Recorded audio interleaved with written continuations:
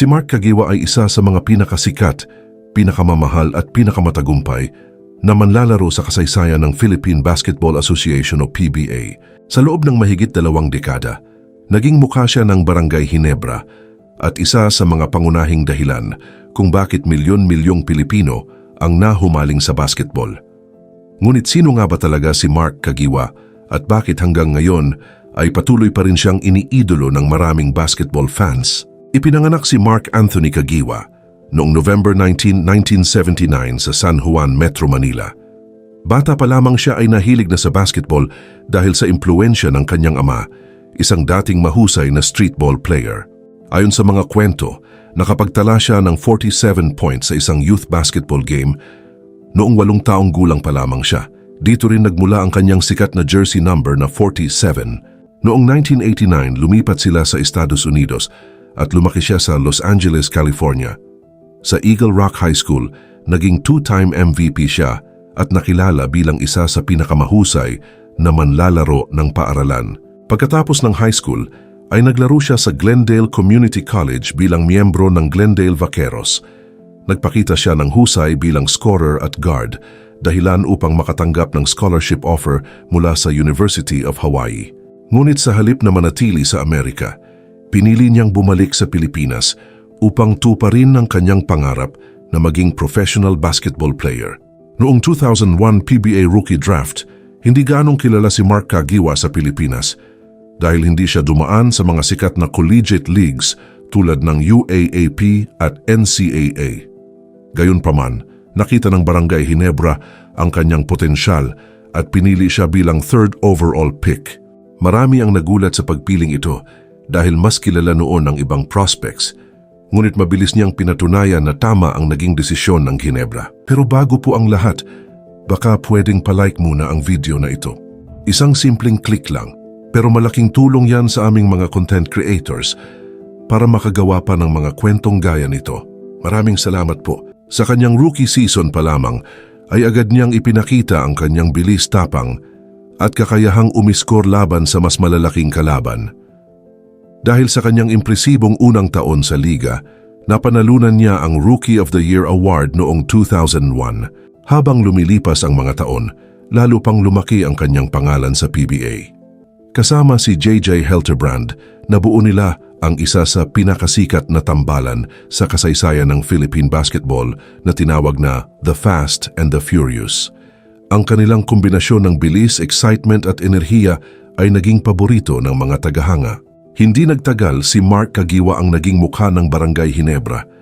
Taglay niya ang eksaktong katangiang hinahanap ng mga Ginebra fans: matapang, palaban, emosyonal at hindi sumusuko. Kaya naman mabilis siyang minahal ng mga tagahanga at naging simbolo ng sikat na never say die spirit ng koponan. Isa sa kanyang pinakamalaking sandata ay ang kanyang kakayahang umatake papunta sa basket.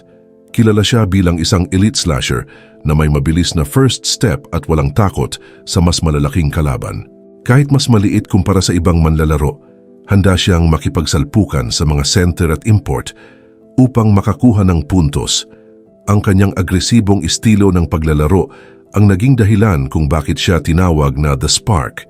Noong kalagitnaan ng dekada 2000, umabot siya sa rurok ng kanyang karera. 2 beses siyang naging scoring champion ng PBA at naging isa sa pinakamahusay na offensive players ng liga. Isa sa kanyang pinakaalaalang laro ay noong 2005 Cup Finals, kung saan umiskor siya ng 43 points at pinangunahan ang Ginebra sa isang napakahalagang panalo. Bukod sa kanyang kakayahang umiskor, kilala rin siya bilang isang clutch player. Kapag dikita ng laban at kailangan ng malaking basket, madalas siyang inaasahan ng Ginebra fans.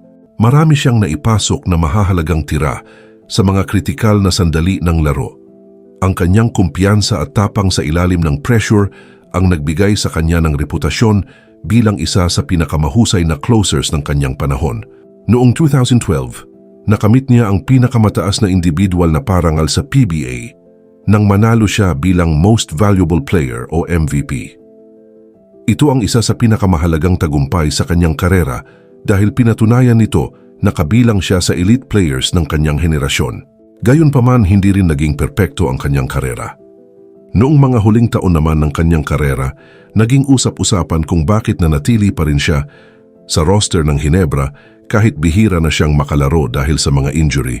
May ilang kritiko ang nagsabing dapat na siyang magretiro at magbigay daan sa mga mas batang manlalaro. Ngunit ipinagtanggol siya ng Ginebra management at ng kanyang mga kakampi na nagsabing mahalaga pa rin ang kanyang papel bilang leader at mentor sa loob ng koponan. May isa pang usapin na hanggang ngayon ay pinagdedebatehan ng mga tagahanga. Sa kabila ng kanyang napakalaking kontribusyon sa Barangay Ginebra at sa PBA, hindi pa rin opisyal na nireretiro ng koponan ang kanyang sikat na jersey number 47. Maraming fans ang naniniwalang karapat-dapat itong itaas at parangalan dahil sa kanyang 21 seasons ng paglalaro, 9 na kampyonato at pagiging isa sa mga mukha ng prangkisa sa loob ng maraming taon. Gayunpaman, si Mark mismo ay kilala sa pagiging simple at hindi mahilig sa engranding pagkilala. Dahil dito, nananatiling bukas ang usapin kung kailan o kung mangyayari nga ba ang opisyal na pagreretiro ng kanyang jersey number sa hinaharap. Dahil sa kanyang emosyonal na paglalaro at matapang na personalidad, may mga pagkakataon ding tinawag siyang mayabang ng kanyang mga kritiko. Ngunit para sa kanyang mga tagahanga, ito ay simpleng kumpiyansa lamang at pagpapakita ng kanyang matinding pagmamahal sa laro. Sa kabuuan ng kanyang karera, nagwagi siya ng 9 na kampyonato kasama ang Barangay Ginebra. Nakabilang siya sa maraming all-star teams, naging scoring champion, rookie of the year, MVP at kalaunan ay isinama sa prestihiyosong listahan ng PBA 40 Greatest Players. Ang pagkakasama niya sa listahang ito ay patunay na kabilang siya sa pinakamagagaling na manlalarong naglaro sa kasaysayan ng liga. Isa rin sa pinakakahangahangang bahagi ng kanyang karera ay ang kanyang katapatan sa Barangay Ginebra. Sa panahon kung kailan normal na ang paglipat-lipat ng mga manlalaro sa iba't ibang koponan, nanatili siyang tapat sa iisang prangkisa mula umpisa hanggang dulo ng kanyang karera. Sa loob ng 21 seasons, iisang jersey lamang ang kanyang sinuot. Noong 2022, opisyal nang nagtapos ang kanyang makasaysayang karera. Matapos ang 21 seasons sa liga, pinili niyang magretiro ng tahimik, bagay na lalong nagpakita ng kanyang pagiging simple at mapagkumbaba sa kabila ng kanyang napakalaking kontribusyon sa basketball. Sa kasalukuyan, tahimik na namumuhay si Mark Kagiwa matapos ang kanyang pagre-retiro at paminsan-minsan ay sumasali sa mga exhibition games kasama ang iba pang PBA legends. Pagamat wala na siya sa PBA, nananatili siyang paborito at inspirasyon ng maraming fans. Sa huli, dahil sa kanyang dedikasyon, katapatan at never say die spirit, mananatili si Mark Kagiwa bilang isa sa pinakadakilang alamat ng PBA at Barangay Ginebra.